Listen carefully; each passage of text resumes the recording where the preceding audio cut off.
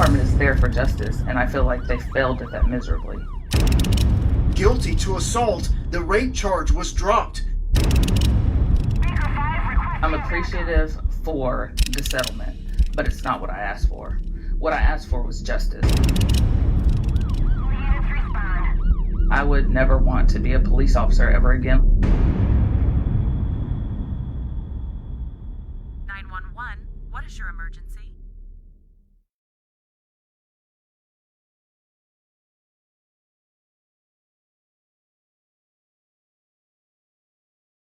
To be involved in law enforcement. When did you start that? Pretty much right after college. Okay.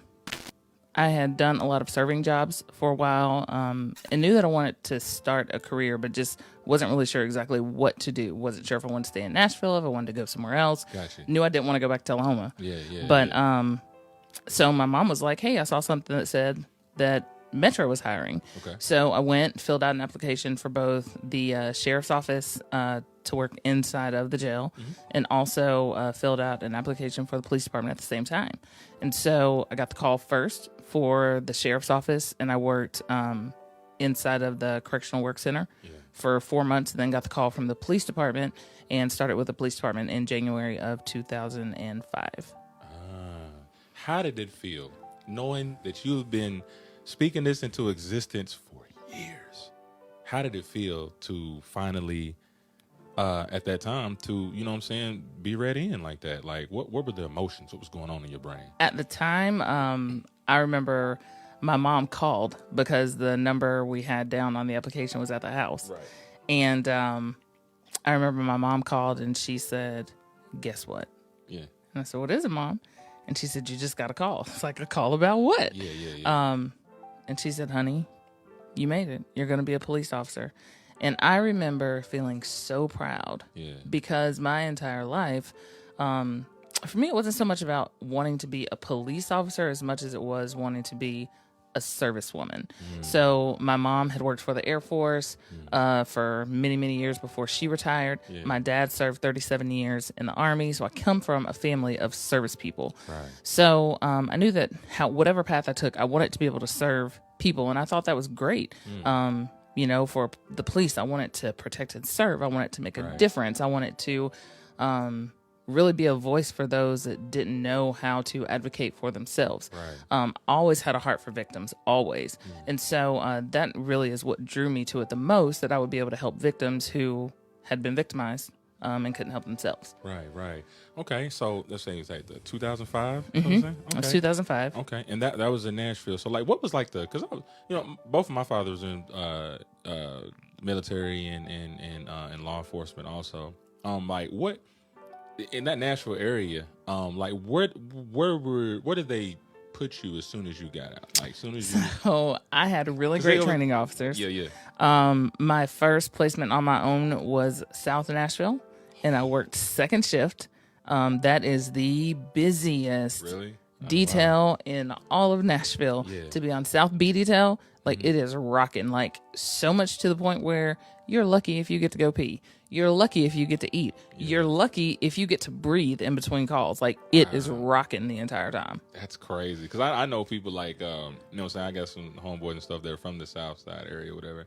I used to work out there in the Vanderbilt area, but then if you go down further, like Edgewood, or Wedgewood. Oh, it was Edgewood, yeah. And I went to Rosa Parks before I came to Tullahoma. Oh, okay. That's somewhere near that area, too. You know what I mean? So I already know, because what are them apartments down there? So that's a different area. I think that's part of... That's not JC. I don't know what part of... Is that JC? So JC is further down Murfreesboro Road, but that's part of the Hermitage Precinct. Got you. Okay. Crazy, right? Yeah, that's weird. Hermitage Precinct. At that time, they covered everything on the JC side of Murfreesboro Road. Yeah. Everything on the other side of the road was all considered south. Yeah. So from there all the way to the county line, Murfreesboro Road, plus from that point, Murfreesboro Road, back to the Brentwood line. All of that was considered South Precinct. I mean, so it was a huge area. Then also we had like Cane Ridge area, Antioch, things like that. So I mean, it was huge. Yeah. Huge. So what was your first like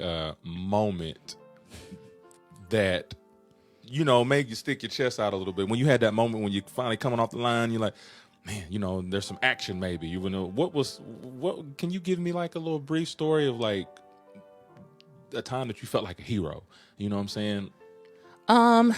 So this wouldn't be the first time, but you know, there were a lot of times throughout the career. Yeah, like give me that first chest sticker outer, like that one, like, Okay. I did it. All right, so I was working North Sea Detail, which is the North Precinct area, Okay. overnight shift. All right.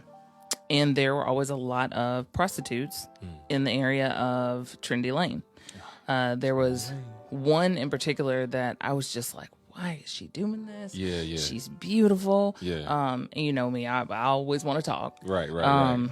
Tell me about your life. What Yeah, brought yeah. you here? Why are you doing this? Yeah. And at the time, I was with a field training officer. Okay.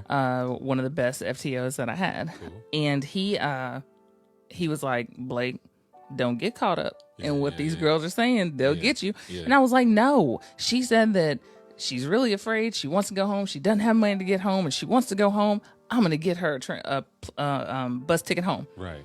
He was like, Blake, I told you. And I was like, no. Yeah. She said she wanted to get out, and I'm going to help her get out. Right. So that's what I did. We got paid, and shortly after we got paid, I got her a bus ticket and got her home. She was super thankful for it. I really felt like I had done a really good deed. Yeah. And then just a few weeks later, she was back in Nashville and ended up getting murdered. And so the reason I chose that story is because I thought that I'd done something really, really good, helped get her away. Right. But then I also learned in that you can only control what you can control. Yeah.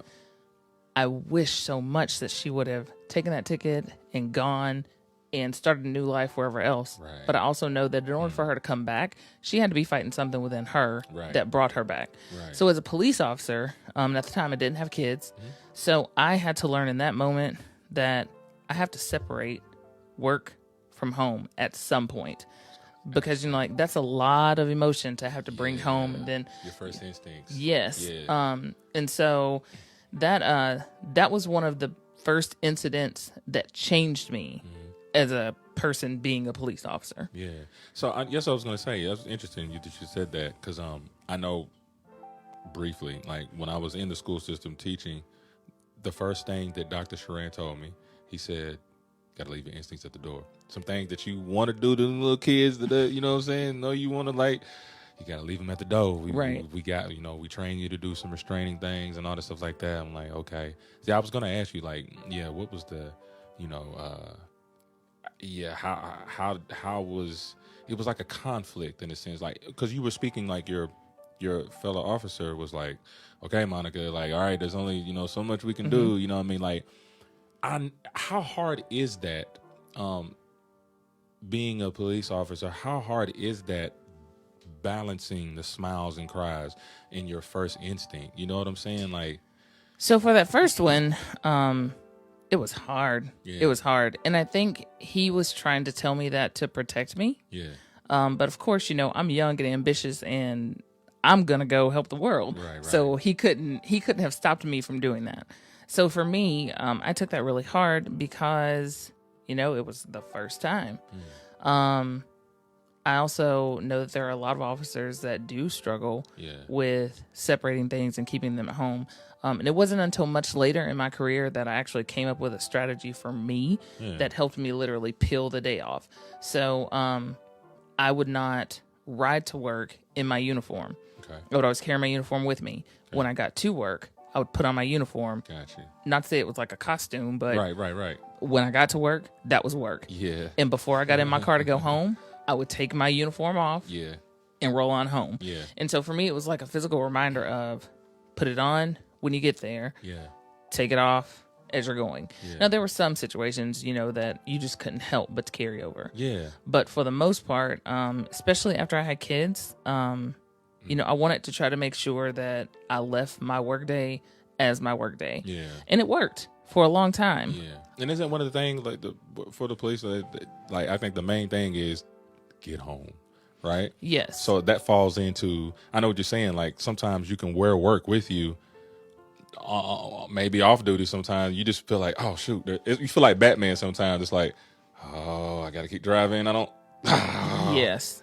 Coming up next, Typically older Caucasian males. yeah, They see African American women as not knowing anything. Contact the Jared Dalton Agency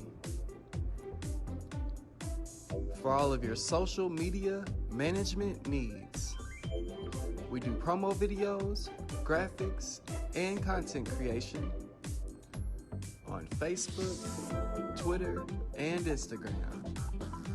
So contact the Jared Dalton Agency today at www.jareddaltonagency.com.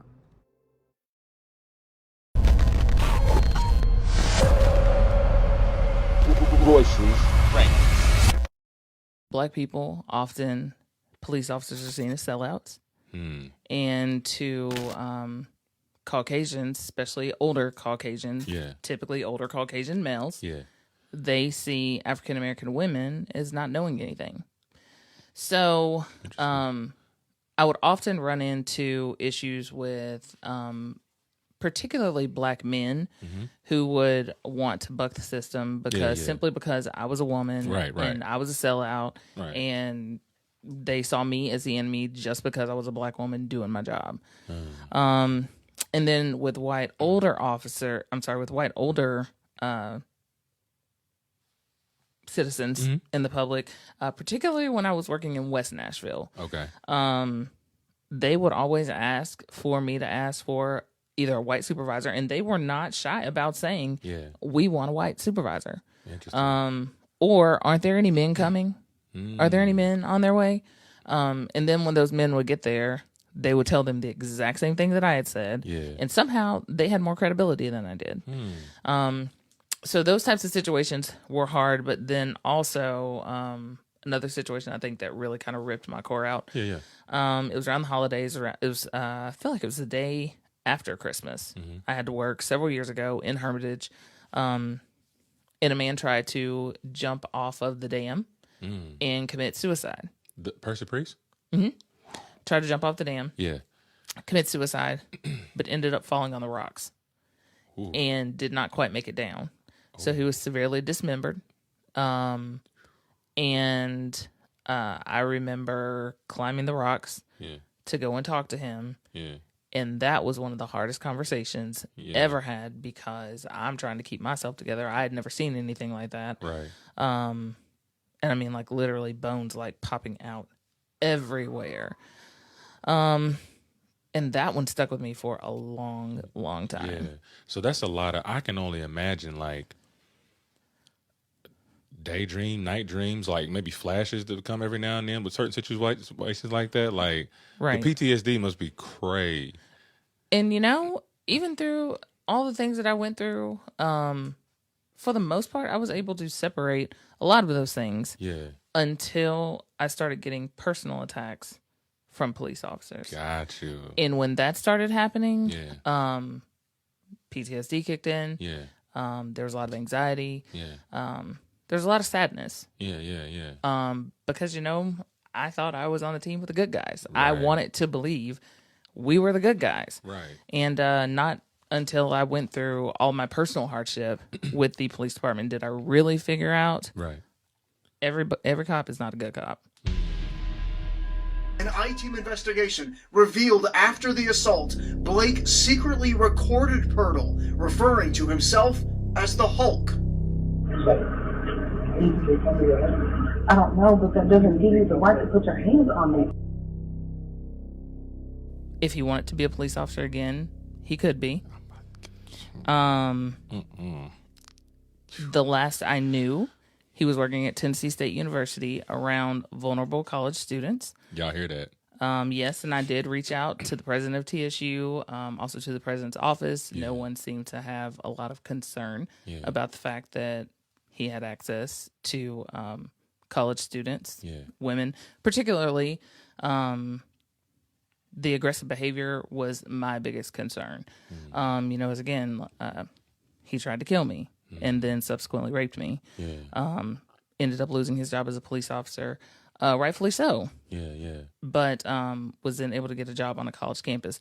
I absolutely believe that people deserve to have jobs. I believe that people can have second chances, Yeah. but I also think that you shouldn't put other people at risk when you're offering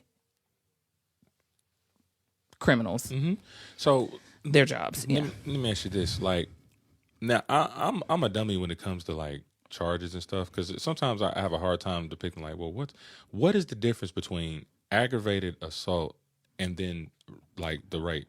Like, what's the difference? Okay, so an assault is essentially any time that there's contact made that's unwanted. Okay. So that could be like simple assault. Yeah. Aggravated assault is any time that either a weapon is used during that assault or if there is any type of severe bodily injury that's caused. Yeah. Also, if it's strangulation, that's automatically considered an aggravated assault because 'cause that that's a could be, weapon. yes, that could be considered a, I mean, that event could take your life. Yeah. Yeah. And so strangulation is automatically considered aggravated assault just because it is life-threatening. Yeah. Yeah. And then as far as I know that when we had talked before, you had asked, like, what's the difference between sexual assault and rape? Right. So sexual assault, sexual battery, those things are typically like on top of clothes. Okay. That could be like forcible fondling, gripping a breast, Right. slapping somebody on the butt, Okay. things like that. So any touching in a private place that is unwanted. Rape is actual penetration of an orifice. So let's see, there's like forcible, I almost said head, sorry. We here. It's real. That forcible cunnilingus, Right. actual penetration inside the vagina. It's considered sodomy if it's inside of the anus. So actual penetration of an orifice, that's considered rape. That is crazy. So I remember. Okay, so when I was doing the live over sexual abuse, I recall you several times you brought up power. Right. You know, and if you don't mind, I'm just gonna dig a little bit deeper. Okay. You know what I'm saying? Just more into the psyche, though. You know what I mean? Something that you always wanted to be. You know what I mean? In law enforcement, and you go in there with a sense of trust. I would assume that it's a family. It's like a brother sisterhood. You know what I'm saying? For the most part. I mean, prior to that, Right. like, you know what I'm saying? Like, in your mind, you're just like, okay, like, this is what's up. Like, how did it affect you mentally that all of that was broken? All of those expectations or positive expectations that you had right. in the police department, how did that affect you? How did that affect you after that incident? You know, as I said, it was very saddening. But more than that, it was terrifying. Yeah. Because I no longer knew who I could trust. And to the point where I did not report my rape. I did not report that he tried to kill me. Someone else actually ended up reporting it. Yeah. Because, yes, as officers, you want to think that you're all a family. Yeah. But I also knew that he was part of that family, too. And black officers do get treated very differently than white officers. So even there, like, you know that we're all wearing blue, but we are all not the same. Yeah. Also, being a woman in the job, there's a lot more men than there are women. You know, policing is primarily predominantly white. Right. So I knew that he had worked on several different teams there. He was more well known. Yeah. You know, he had a lot of people in every department. His best friend, who he called his brother, worked in our internal affairs. So I wasn't going to go to internal affairs. One of his good friends worked in sex crimes. Wasn't going to go to sex crimes. You know, and then if I were to report it and have to go to domestic violence, everybody down there was a male. Yeah. So, you know, I didn't want to have to disclose these things to people who I'm supposed to be strong. I'm supposed to be able to take care of my own. I've been through all the training. I've, you know, done all these things. I'm supposed to be able to take care of my own. I'm not supposed to be in this situation. Right. So, you know, there was a lot of hard things that I had to admit. But overall, for me, it was terrifying because I no longer knew who I could trust and who I couldn't. Yeah. And so, yeah, it was very scary. Very scary times for me. So now at this time, you have children. Did it ever cross your mind, like, you know, I'm trying to get how many boys you have? 2. You got 2 boys.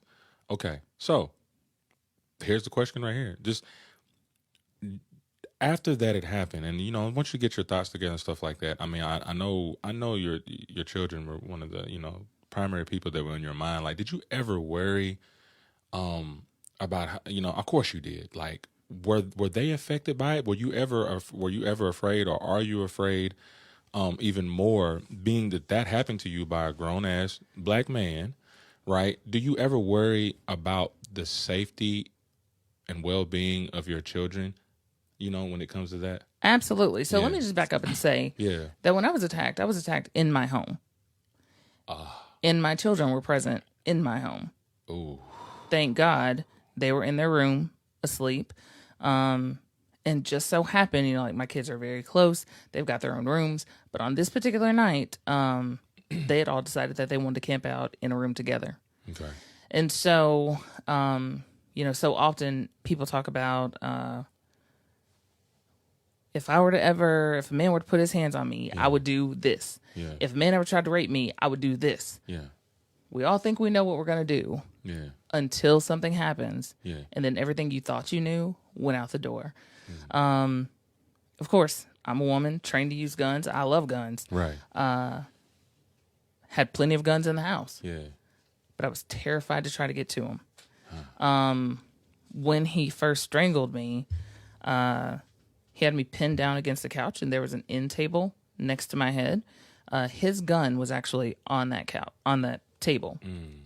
And so as I'm pinned down, I'm thinking, if I try to get this gun and I miss, or if I try to get this gun and it slips, my kids are going to wake up and find me dead on this couch. Mm.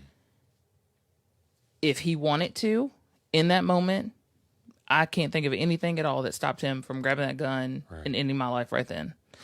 And so this whole time, what I'm thinking is, how can I try embrace myself for this? How can I try and survive this moment? Right. And really what I was thinking about the most is, God, please don't let my kids wake up and see this happening, because what's going to happen to them? And God, please don't let my kids wake up and find me dead. So he ended up strangling me until I passed out.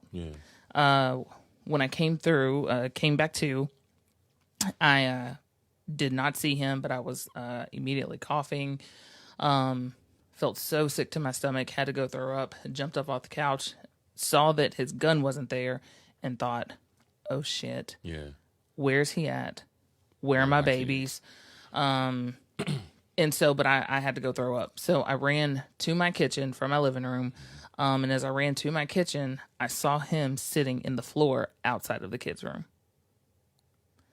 And so, I know, all in one, I'm thinking, right. How long was I out? What are my kids doing in that room? Are they okay? Yeah. Why, of all the places for him to be, is he sitting outside their door? Yeah. Why is he not gone? Why is he still here? Yeah. And so I have this column in my living room. So I stood against the column and just looked at him, hoping somebody would say something. Neither one of us said anything. I wanted to try to get to the room, to the kids, but I knew in order for me to get to that room, I was going to have to get through him. Yeah. He had already tried to kill me. Right. So I knew he's already shown me that he's capable. Yeah. And, for all I know, he could have stopped because he thought that I was dead. That I have no idea what I looked like there passed out, but I can imagine he probably stopped because he thought I was dead. Right.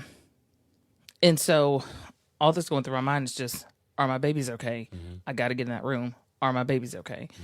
And so eventually I was just like, leave.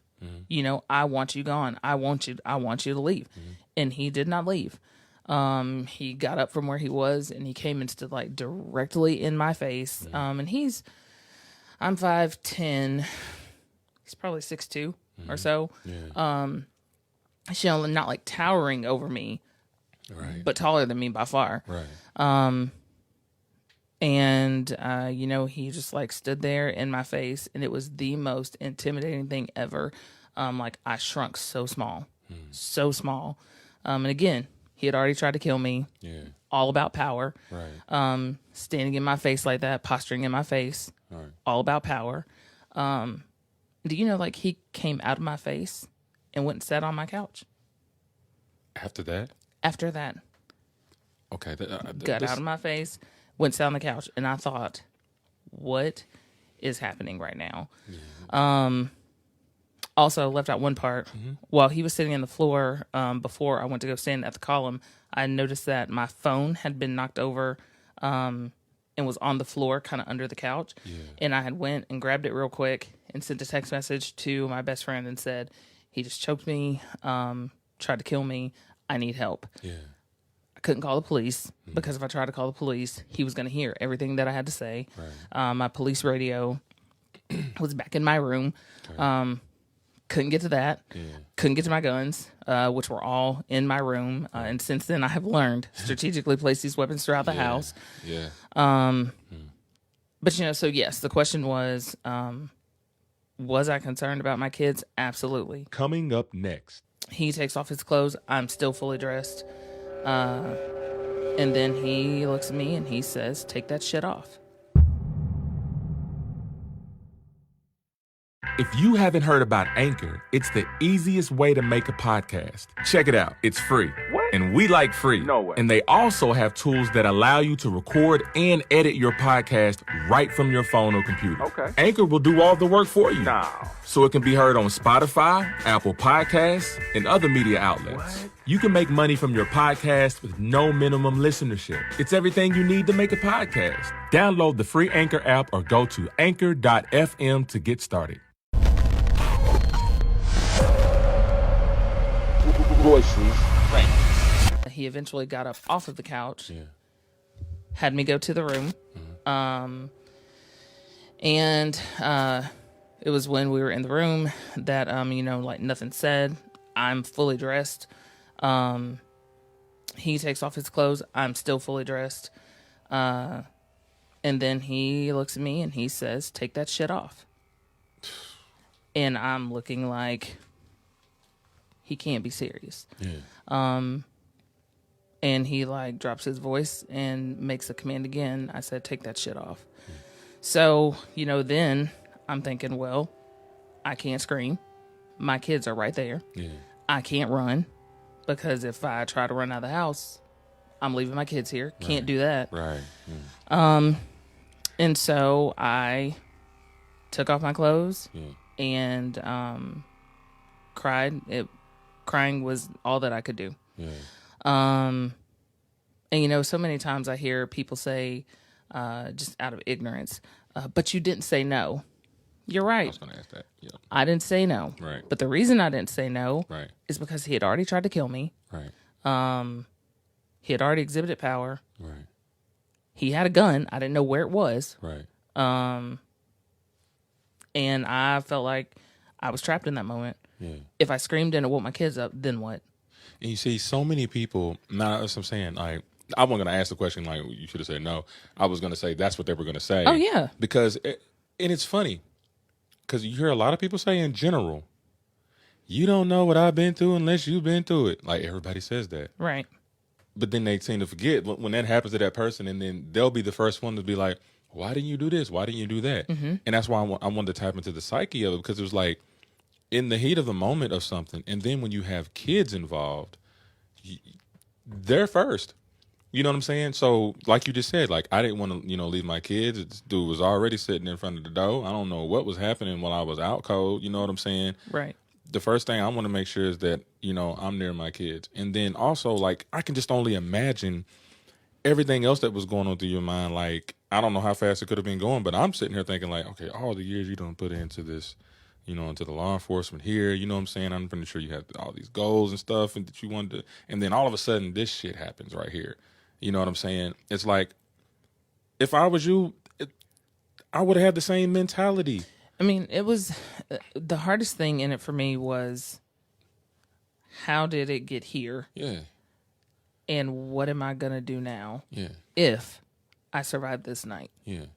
And so, again, when I say, when he had displayed some violent tendencies before. Yeah. But not ever to the point where I thought he was capable of killing me. Right. He changed all of that on this night. Yeah. And so my biggest takeaway from this, and especially being a police officer, I had dealt with God knows how many victims of domestic violence, and God knows how many victims of rape. Right. And each time in my mind, I had said to myself, well, why didn't they do this? Why didn't they do that? And when it happened to me, I understood why they didn't. Because all you're trying to do in that moment is make sure that you survive. Yeah. That is the only thing that you can do, is make sure that you can survive. Yeah. So, I understood why a lot of women have done what they did. And from that point, I never, ever have resolved to tell another victim of any crime what they should have done. Yeah. Because I know that when I was in that situation, I just had to survive. Right. And that was the best that I could do, was just survive. And this is just speaking to like the people, like, oh, I saw the light on. But this is just speaking to the people too, like what she just said. And I actually learned something too, because I've been those people to be like, why did you do this? Why didn't you do that? You know what I'm saying? And I'm learning now, because I've been in situations, not this particular situation, but I've been in situations where when I was asking why somebody didn't do something, then it finally happened to me. I'm like, okay, I get it. So like, for the people that that are watching this, you gotta put that, you gotta pass. Don't be judging. Don't be asking why somebody didn't do something or why something, because usually the people who ask that haven't been through it. Right. And also, when we have to be careful about how we frame that, because when you start asking questions about why didn't you do this or why did you do this, it almost makes it sound like you're blaming the victim for whatever has happened to them. Yeah. So you have to be careful not to. I just want to make sure that I throw this blanket statement out there. Yeah. The only thing that can stop a woman effectively from being raped is for a rapist to not be a rapist. Period. I feel you on that. I really feel you on that. And I remember, we were doing some side talk stuff. You had to, you know what I'm saying, you had to put some extra security in the crib. Yes. You know what I'm saying? And I think I also read, I don't know if it was like an official mainstream post, but I think you said something about I think your vehicle. Something happened to your vehicle or something. I looked at it as a conspiracy for some reason. I don't know where my mind was thinking. Yeah, so explain that. Like, well, that didn't happen until this year. Okay. The attack happened in May 2nd of 2016. Do you feel now? I'm just asking, because see, I'm a conspiracy theorist, and this is where it taps into it. Because when you had said that, I was like, oh shit, come on, man, this was straight off the lot, right? Yes, what were you thinking when that happened? What was the first thing in your mind? So let me first say, okay. I had my car specially made. Right. I am so country, so laid back, but I am particular about my cars. Yeah. So I had my car, like, literally went through a book, picked out everything that I wanted made on my car, and it took them 4 months to make my car. Okay, word. So you can't just walk on a lot and get the Blake Mobile. Right. Okay. So when it first got stolen, and it wouldn't have been such a big deal if it would just gotten stolen. Yeah. My sons were assaulted. They had gone out, they took the trash out, and I sent them to get a water bottle out of the car on their way back from getting the trash. Yeah. And again, this is after the lawsuit. Right. After everything's settled. Right. My boys go to take the trash out. They get the water bottle out of the car. As they're getting out of the car, they're approached by a male Hispanic who pushes down my oldest son, struggles with him a little bit, gets the keys from him. I call the police. Yeah. That is considered a strong arm robbery. Yeah. Again, I've done this job for 15 years. Right. I know what is what. I know how you should respond. Call dispatch. Police officers should have been there immediately. Right. It took them over 4 hours to get there. And so, go ahead. Mm-hmm. And so from that, I thought, are they for real? Mm-hmm.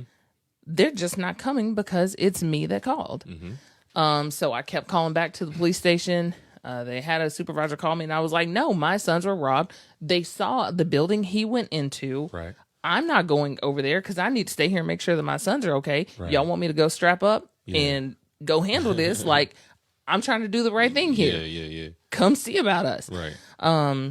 In that incident, it made my boys lose faith as if they hadn't already seen their dad go through it with the police department. He was a police officer too. Interesting. They had seen their dad go through it with the police department. They had seen me go through it with the police department. And then when they needed the police, and, you know, we had tried, every police officer's not bad. You want to make sure you give everybody a chance until they do something to you specifically. And they knew that we had called the police. And even by the time they got ready to go to bed, they were like, Mom, they never came. So they lost faith in the police department because when they needed them, they didn't show up. So then when they finally get there, they said that it was a mistake on behalf of dispatch. Exactly. Is it? That's that bullshit. So they say it was a mistake on behalf of dispatch. Yeah. I don't have a way to prove that or not. But I also know that the next day is when my car actually got stolen. So my car that night, they stole the keys. Car's still there. Of course, I locked it. Security sat with it for most of the night. The next day, I got up, took the kids to school, and called the dealership. I was going to get my car rekeyed, but they said that insurance had to call in and make the claim first. So I'm on the phone with my insurance company, ran back in the house literally to change clothes. All I want to do, change clothes and to make sure that this claim was made. And while I'm on the phone with insurance, maintenance had came to change my locks. And they were like, oh, we're surprised that you were in here. So what do you mean? Why wouldn't I be in here? They were like, because we just saw your car leaving the property. I said, are you serious? Are you serious? So while I'm sitting right there on the phone with insurance, these fools came back and stole my car.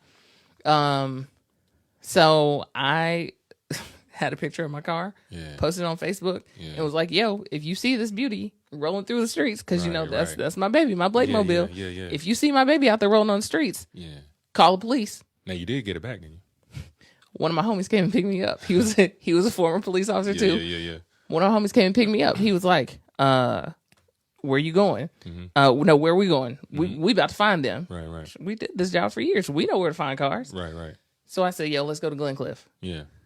We go to Glencliff. See my car. Whoa. See these fools driving my car. Whoa. And I noticed one of them was actually a kid in my apartment complex. Really? So I called the police. Hey guys, we're behind my car. Literally, we are behind my car. Little buddy turns around and sees me. They take off. Well, of course, so we give chase.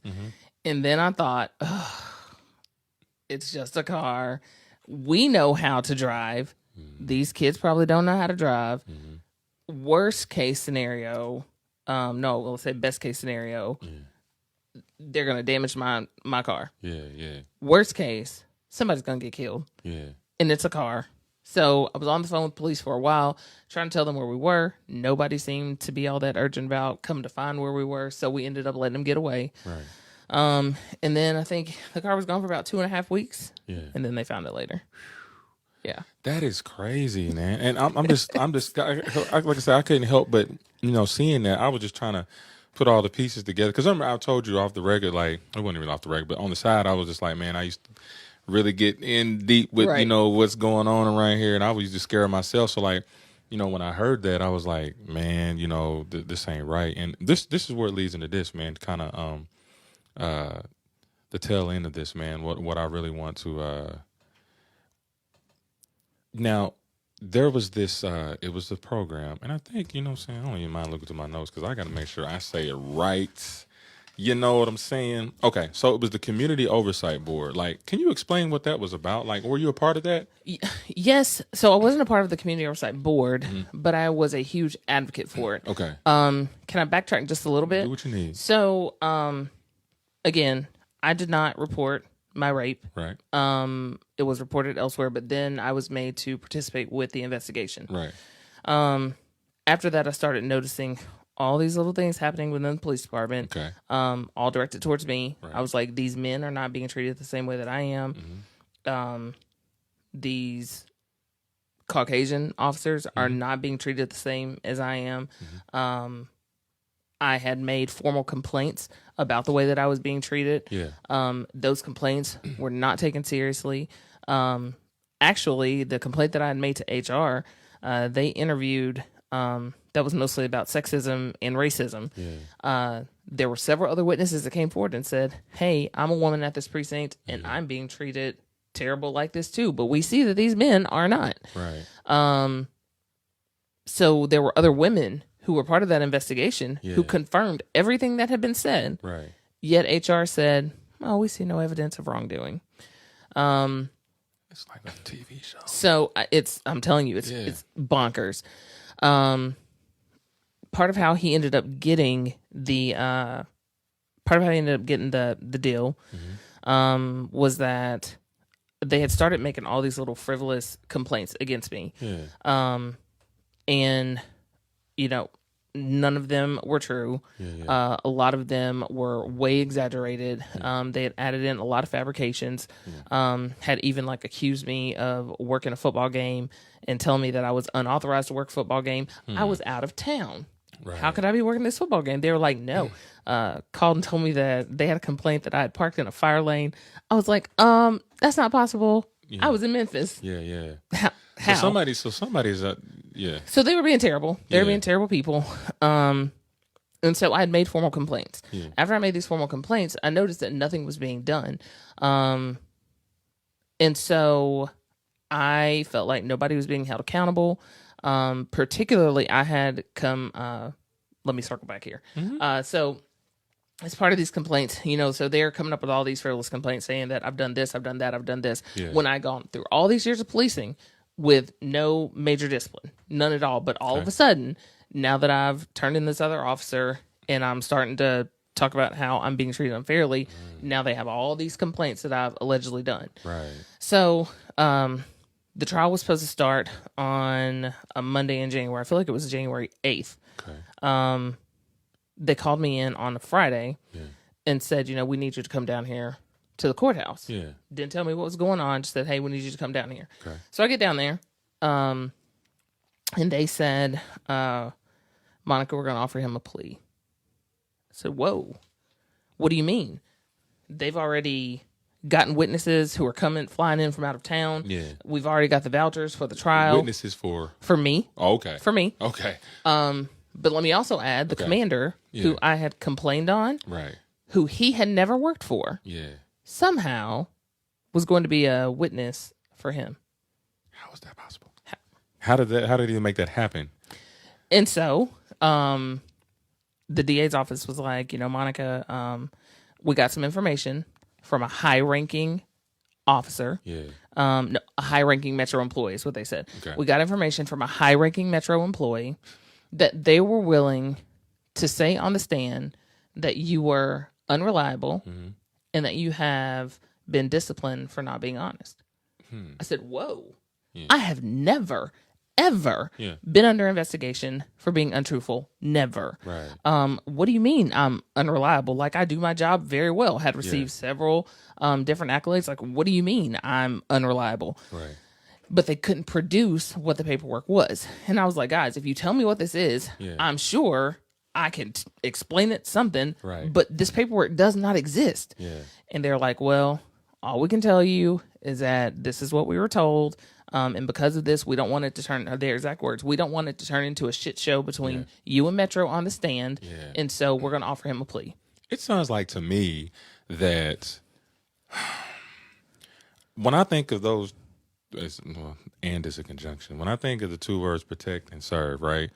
Like, see, everything that you're telling me here is definitely, it's not what you're telling me is backwards. I'm just saying the situation is backwards to think, you know, I mean, we always talk about training day and stuff like that. And like, It's real. It's real. It's real. It's real out here. Like, and the racism, I remember telling you, just my definition of racism was like power, prejudice plus power. Like, you have the power to change something that you don't like. This is what they were doing. Like, people were all of a sudden just teaming up, being witnesses, and ain't seen shit, you know, but they're willing to volunteer to get you out of the way, so to speak. You know what I'm saying? And then now you know what you're talking about? We were talking about black men and black women, right?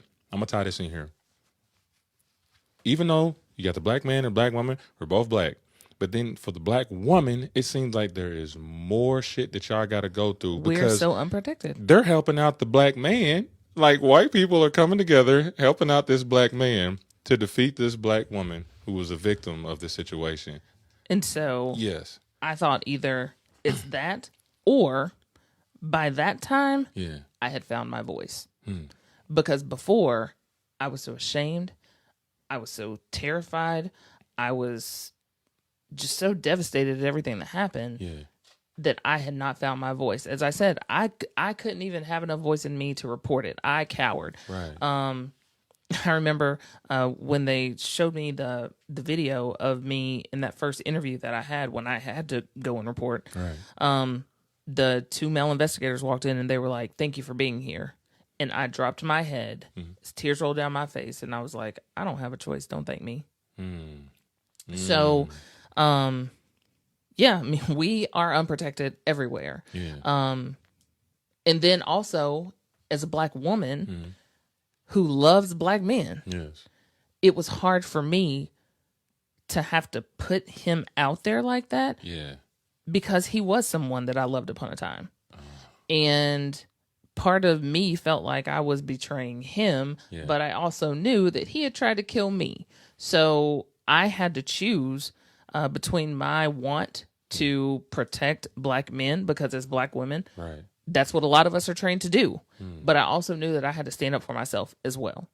So, as I said, so the DA's office tells me that they have these documents and these people want to come forth, and I'm just like, that's not true. It's just not true. So they end up offering him this plea, and he had also violated an order of protection, had an ankle monitor placed on him. Him. Yeah, he had. They put order protection on you for no. He had twisted. I had an order protection. He had violated the order protection. They put an ankle monitor on him. Then he had gotten arrested, and his bond was like $75,000. Now, all this was going on. Was he still part of the police department doing this? Yes. Fuck out of here. Yes. He was still a police officer, still getting paid by the city. Yeah.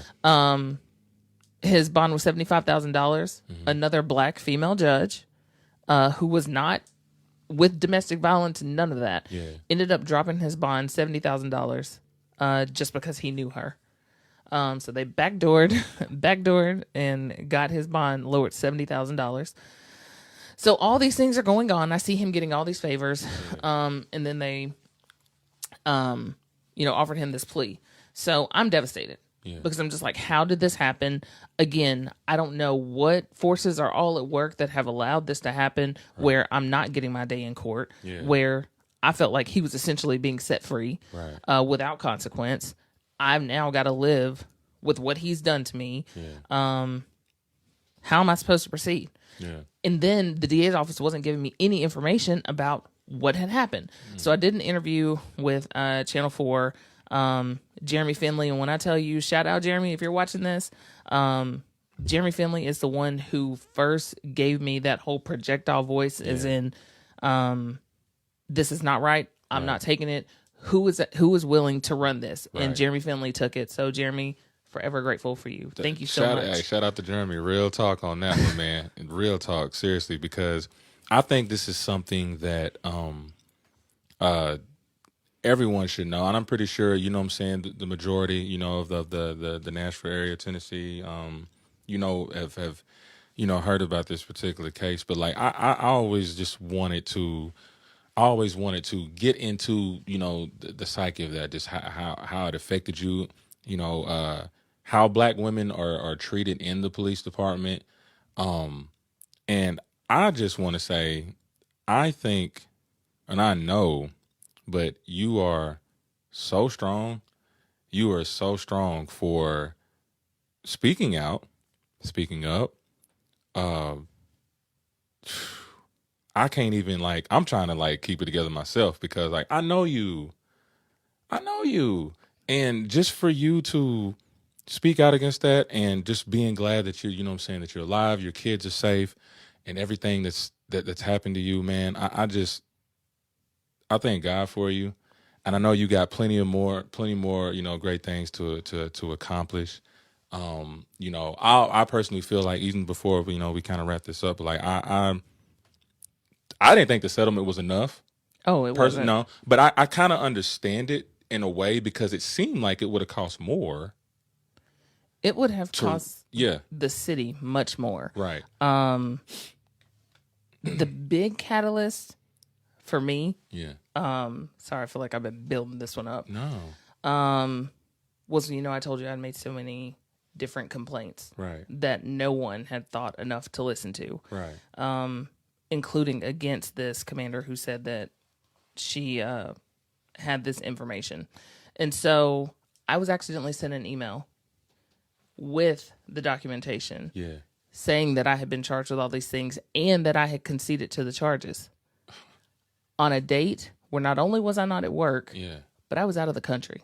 Yeah. So I then reported that I was afraid of her. Nobody did anything. Yeah. I reported this like 4 different people above her Yeah. who should have been able to do something. So then we had a meeting, and I went into the meeting unarmed Yeah. while she is sitting beside 2 lieutenants who are armed, and she herself is armed. That happened twice. Yeah. Where we had 2 meetings, 2 different meetings. Again, I'm unarmed, voluntarily unarmed, and I had told them before, I've already reported that I'm afraid of y'all. I don't know what you're going to do. Yeah. And this is not going to be a situation where I walk in here and don't walk out. And y'all try to say like, oh, well, we thought she was hostile or we thought that she was this or that. Because again, black women unprotected, I'm not even going to give you the chance. Yeah. So I didn't wear a weapon into this meeting, these 2 meetings. She then reports that because I did not wear a weapon, Yeah. that she felt intimidated. So they took a police report and named me the suspect of assault by intimidation and decommissioned me because I was not wearing a weapon. Now, I had reported that I was afraid of this white woman, Yes. and no one did anything. But she says she's afraid. I had reported that I was afraid of this white commander who had lied on me and had been discriminating against me and had displayed all kinds of sexism against all kinds of women officers. Right. Nothing was done. I walk in unarmed, and they say that I'm assaulting her by intimidation because I'm not wearing a weapon. Yeah, and you ain't even got nothing. Nothing on me. I'm gonna say it now. That's bullshit. That's bullshit. I'm gonna say it. That's bullshit. It's fucked up. It's racism at its finest. And that's just this. You know what I think I see? I think they see how strong you are, how intelligent you are. They're intimidated by that. If you ask me, it ain't got nothing to do with you not having your uniform or weapon on or anything like that. Right. They're intimidated by the power that you have. You know what I'm saying? Right. And this is one I want to say to this because I really want to get back to the people because they need to know. Closing this out, is there anything that you would like to say to our black women? I want to speak to our black women. Is there anything you would like to speak to them about what you went through, maybe how to handle the situation, to explain it or, to talk to somebody or get something done? You know what I mean? Like, is there any way you can speak to our black women that's been through this, going through it right now? Just give them some words of encouragement, man. Foremost, I want to say that there is power in community. So I know that when I went through all these things, my first reaction was to feel very ostracized and reclusive. But it was actually a black woman who was helping with the oversight board who helped me find my voice. Shout out, Jacola. Thank you so much. Shout out. So find community wherever you can. Also, don't think that you can't do anything. Back to the oversight board, I knew that I was dealing with these huge forces. And so I needed to find somebody who would listen, something that could be done, something tangible. So that's why I got involved with the community oversight board, because I knew that they were bigger than me and they could do something. So I encourage victims to try to find community, and don't think that you're powerless, because you're not. This has probably been the biggest for me. My sister, Tenny, had been through her own situation and really, really helped me keep myself together emotionally and mentally as I went all throughout this process. Also, my best friend, Tay, who is no longer here, he helped make sure that I felt empowered here in Nashville, while my sister in California made sure that I was empowered from afar. So I had to surround myself with people who didn't let me think that I was buried. Yeah. They often had to remind me that I had been planted. And from being planted, Tenny always told me to bloom. And so she always said to rise like the lotus, because in order for the lotus to come up and bloom and be beautiful, it's got to go through hell. Yeah. It's got to go through mud. And so she would always say, sis, you're not buried. You've been planted. You got to bloom. And after that, I saw a quote that said, I'm now blooming from the wounds where I once bled. Those two things together, I just had to work really hard to try and turn all this negative into something positive. I knew that I was not the only one who had gone through it. If they were so bold to be so terrible to me, I knew that they had done it to other people. And so after I finally got my footing, after I got my voice, I began reaching out to other people to see who I could pull up as I was climbing up. And thank God I have found so many other female officers, not only here in Nashville, but around the country, who I have been able to help, who I have been able to give guidance to, in the same way that 10 did for me. So can't be crabs in a bucket. Victimhood is terrible. Nobody wants to be a victim of these things. So to not only my sisters who go through this, but to any woman, to anybody, because men can be victimized like this too. You're going to get down, but you got to get up. And you can't be a victim for forever. You have to decide that you're going to be a victor. Ooh, I like that word flip. And this, I'm going to end it like this. And just to clear something, because y'all know I'll be real. I'm going to keep it real with y'all. When I say black women, I don't mean to exclude anybody, saying any race of female gender or whatever. But I only emphasize black women because this is a real problem. This is a real problem that needs to be in conversations. There needs to be an understanding. You know what I'm saying? And so I hope that, the listeners and the viewers of this show, I hope you guys took something out of this. I hope you do some further research. You know what I'm saying? I mean, it's on Google. You know what I'm saying? I didn't want to go through the whole case because everybody talked about the case. I want to know how she felt. I want to know how she's feeling. You know what I'm saying? And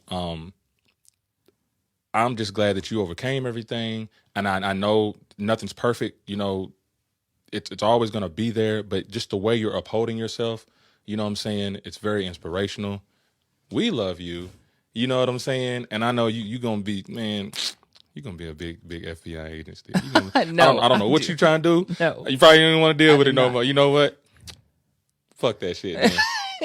That's what I'm going to say. But, I mean, just to the people, man, real talk.